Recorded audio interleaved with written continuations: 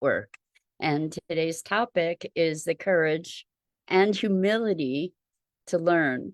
So, learning means stepping into the unknown, and that's uncomfortable for a lot of us. And as adult learners, we're used to knowing, and being in the place of uncertainty and lack of mastery is a challenging place to be. So, we're going to talk about the benefits of cultivating the courage to learn and what that learning process actually can look like and how it serves us. But before we get started, let's take a minute or two. Good morning, loved by God. Loved by God says blessing and gratitude. So good to have you here with us this morning. So we're just going to take a couple minutes to get present, and then we'll start talking about the courage to learn. So let's just start by taking a deep breath in through your nose and hold it. And imagine clean, crisp oxygen flooding your lungs, flowing into your bloodstream, nourishing all your cells, all your organs, bringing vital life energy to your body and being. And as you exhale, exhale any tension, stress, negativity, fatigue. And now let's take another deep breath in through your nose and hold it.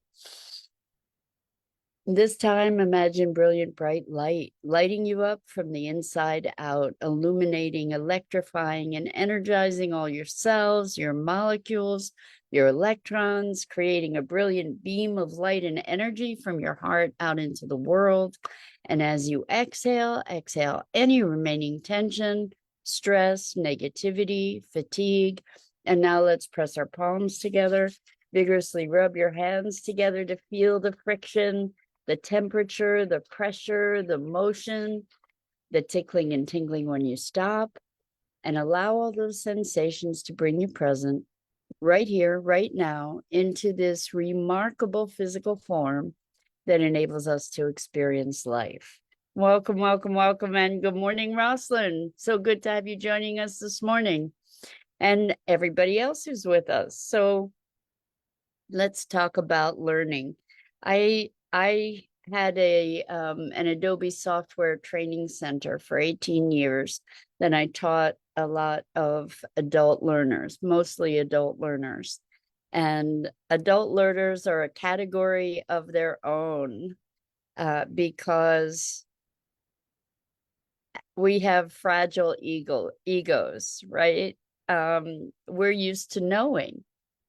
And in the process of learning something, there's a lot of awkwardness on the way to mastery. There's a lot of tripping and falling, a lot of stumbling and scraped knees on the way to becoming adept with new knowledge.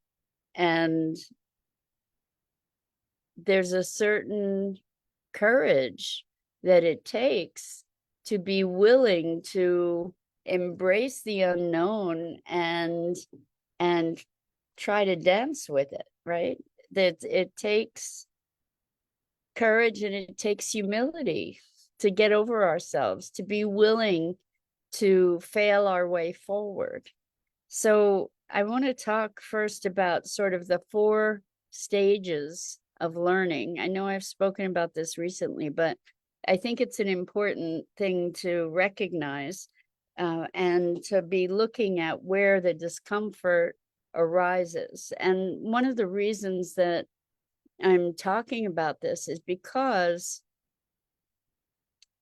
we're living in a world that is changing so rapidly, with new technologies emerging all the time, new challenges, new things to learn all the time. Like, just look at AI. There's so much to learn about AI to be able to optimize it, to be able to utilize it in our lives in a way that is impactful. So as, not to get left behind partly, but also to forward our vision for whatever it is we're trying to create in the world. We can partner with AI. It's a phenomenal tool if we know how to use it. but it necessitates learning. And if we're trying to reach a broader audience, if we have something to share in the world that we want to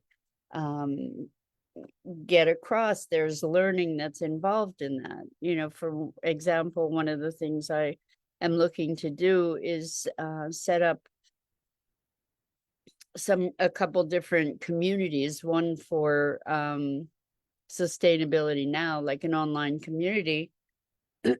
And there's software or platforms that I need to learn. So this whole idea, there's always something to learn, and learning how to learn is probably one of our greatest skills that we can cultivate, because if we learn how to learn, then the world opens us up to us. So let's talk about what the stages of learning are.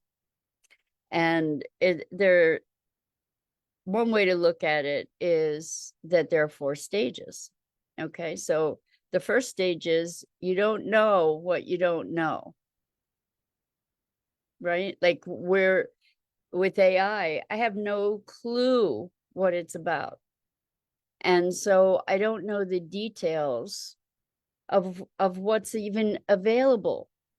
I mean, that's not entirely true for me anymore, because I've invested a bunch of time in getting exposure to some of this. So I'm kind of in the second phase, which is, you know what you don't know. In other words, you can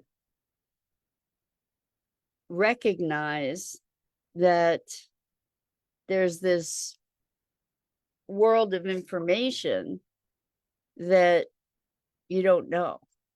And you're starting to get familiar with some of the details, some of the possibilities, for instance. So like with AI, I'm aware that there are ways to automate processes. I don't know how to do it. I know that there are all kinds of softwares to use and different programs that you can create videos that are automated. You can create avatars of yourself. You can create clones of your own voice. And some of this stuff is kind of freaky in and of itself. That's a whole other discussion. But I'm starting to become aware of these things that are possible, but I don't know how to do it yet. And so then the next stage is where you start gaining some skill. So after practicing with some of these platforms and feeling my way around, then I'll be able to utilize them and decide, what do I want to use? What do I not want to use? How do I want to use it? Then starting to develop a skill set around that. And that stage is a stage that's very self-conscious. Okay, first of all, the knowing what you don't know stage when you're learning something, that's when people get overwhelmed. Because as you start diving into something, oftentimes, rather than getting smaller, rather than narrowing things down, what happens is, as you're diving in, it just seems to be getting bigger and bigger and bigger and bigger, and it can be overwhelming, because you're seeing how much there is to know, how much there is to learn. So that's very uncomfortable sometimes and overwhelming, and it's easy to get stopped at that place. And before I go on to the next stop, I just want to say that it's important in the process of these steps of learning how to learn that we do self-care, that we monitor our being state in order to be able to optimize the opportunity that the learning presents to us. So in these states of overwhelm, what's happening typically is that we have an impatience. Like, I should be able to do this. I've been trying to figure this out for however long, and I should be able to do this. And why is it taking so long? And I'm never going to figure this out. And we give ourselves all these messages. And so being prepared to recognize that that's likely to happen, that kind of self-talk or that kind of experience, we want to be prepared with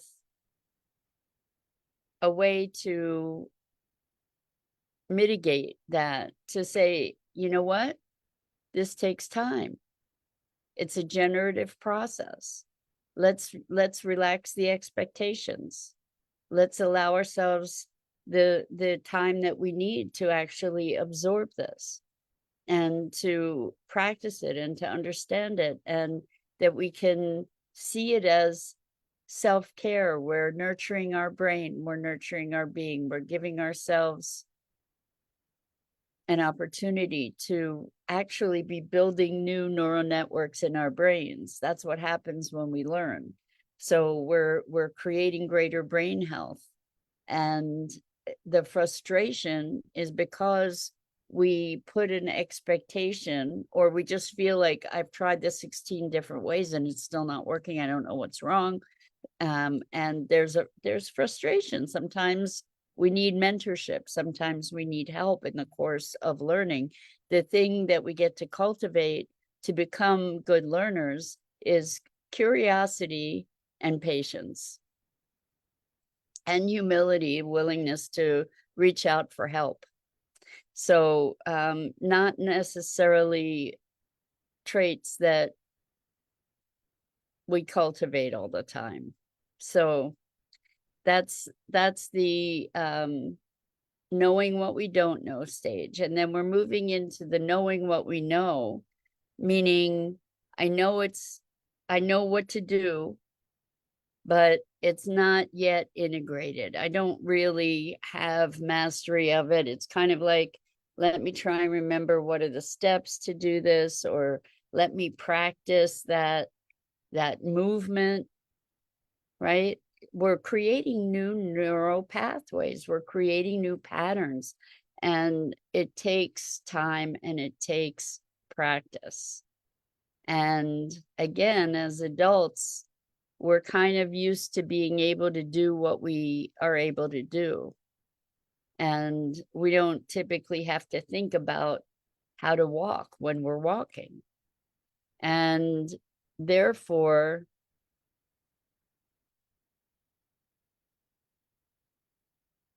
when we don't know, we don't remember how we fell over a lot when we were learning to walk. We don't remember that. But that's how it works. And so the talking ourselves off a ledge, really important part of the learning process. And so knowing what we know, that's the practice period. That's where we get to deepen our skill. That's where we move through practice into mastery. And I've heard it said that it takes 10,000 hours to become a master at something. And that's rather arbitrary, but typically that it requires lots of practice to become masterful at something. Of course, there are people who are prodigies, but that's the exception more than the rule. Anyway, so then we're in this process of knowing what we know. And that means self-consciously, like being really deliberate about what we know, having to focus, having to work at it. And then the last stage is the stage of mastery, where we don't know what we know. In other words, with walking, we don't know all the nuances of balance that we had to kind of figure out when we were kids. We just walk. Most of us, hopefully. We just walk, and we typically don't have to think about it. And if we had to tell somebody or teach somebody how to walk, we might be really challenged to do that. Or to teach somebody or explain to somebody how to ride a bike, because that's something we actually have to feel into, right? We have to experience the balance and the coordination of the pedals and the balance and our weight on the handlebars. And it's funny because I learned how to ride a bike when I was a kid, but I got an electric bike, and I'm having to learn how to ride that electric bike. I'm having to learn a whole new thing around balance and the weight of the bike and its little nuances around the gears. And I can say that it was really intimidating. Well, it wasn't intimidating. I felt intimidated by the whole thing. And I needed to willfully choose to recognize that I was feeling intimidated, to give myself grace, to be patient, and to just allow myself to say, okay, you're going to need some practice. It's going to take some time, and that's okay. You don't have to get on there and just be fine from the very start. So, to be able to get secure with it, to be able to feel like, yeah, I can maneuver this thing, rather than like now I've gotten to the stage where I know what I know kind of thing, and I'm practicing it so that it becomes more and more natural. So it's important. It's really important that we learn how to learn, because there's so much new happening so quickly that without learning how to learn, we're kind of gonna be left in the dust. And so I've always enjoyed learning. Like if I had an identity, part of that identity is as a learner. To be exploring new things, to be having new adventures. I kind of think of it as having new adventures is what learning is finding out about all this different stuff. There's so much in the world to learn about. So for me, and I tend to believe this, if you stop learning, you start dying, right? Learning keeps us young. Learning keeps us alive. When there's nothing left to learn, or we perceive that there's nothing left to learn, that's kind of starting to shut the windows and the doors and close down the building, as far as I can tell. So I wonder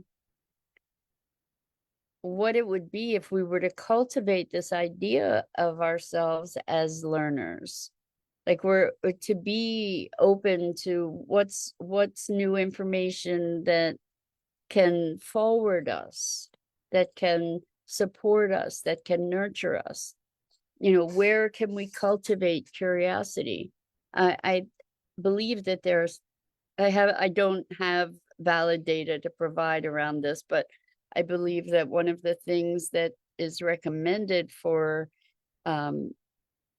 people that are older to be able to keep their brains active and engaged is to learn a new language, learn new skills, because our brains have the capability to be generating. We didn't used to believe this. When I was growing up, people believed that you only had so many brain cells and that was it for a lifetime, and that as they started deteriorating, so too went your mind.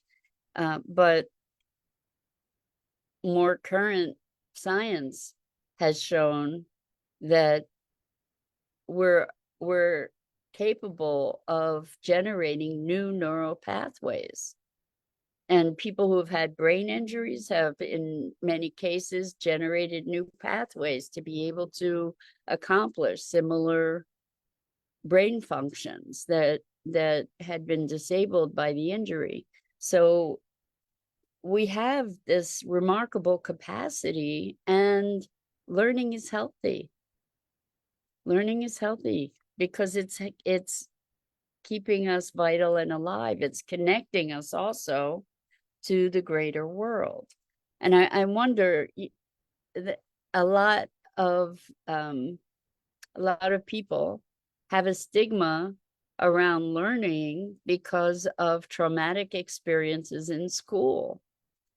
And the thing about school is it's not necessarily about learning how to learn. In many cases, it's about learning stuff that we don't relate to. It's about being able to regurgitate information rather than learning how to learn. So if you have ideas about school, and so many of us have had traumatic experiences with school, I encourage you to not allow those difficult experiences to color your view of learning, or to color your idea of who you are as a learner. Because school is structured in a very particular way that doesn't really work well for lots of people who are, and this is a great buzzword lately, neurodivergent, right? Lots of us have different learning styles, and learning in the context of a classroom where we're being fed information in a certain way, and we have to comply with certain rules and certain codes of behavior within a classroom, doesn't necessarily support all of us in the way that we actually learn. So we're learning all the time, one way or another. We can just be conscious or not about it. So much like so many other things in life, right? We are having experiences all the time, and we're integrating and we're collating information all the time, but we don't necessarily curate what we're learning.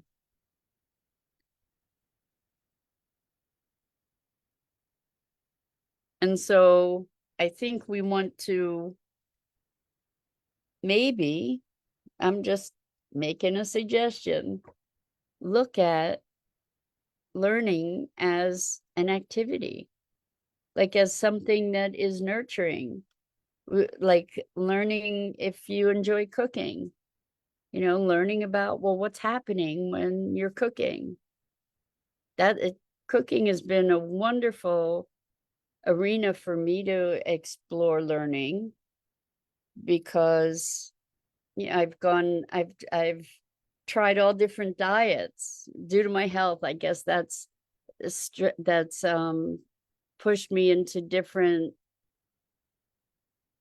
patterns of eating, or trying different patterns of eating. So I learned about macrobiotics, I learned about vegetarianism, I learned about veganism, I learned about proteins and nutrition, and in each of these different arenas learned all different kinds of skills and got exposed to different ingredients that I never would have known about. So whatever the health challenges were that led me into exploration opened new worlds to me. And I would venture to guess that that's the same for you, that things that you've learned, like if you've had emotional challenges, if you've had trauma in life, you may have been inspired to go learn about psychological dynamics, or all different other kinds of areas of interest.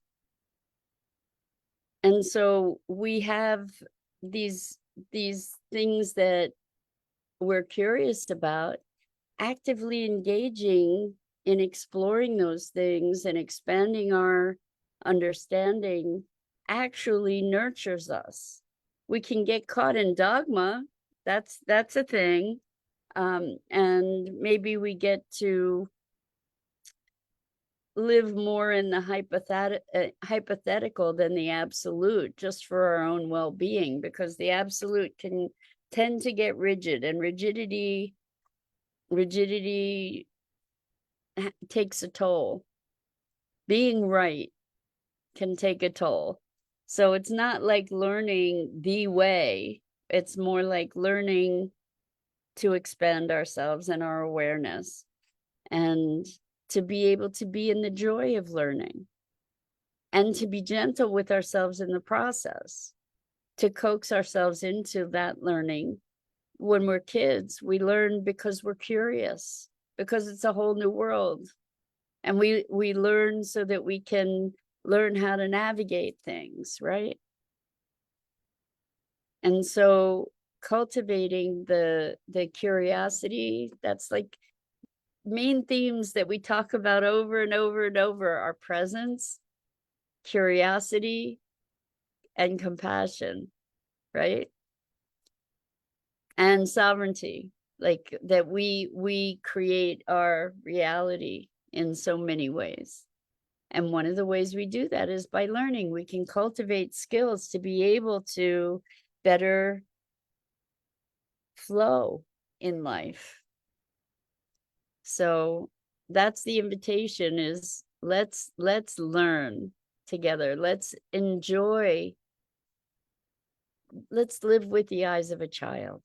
That's what it comes to, you know, with the curiosity and the wonder and the awe, and expanding our awareness to enrich our body and being.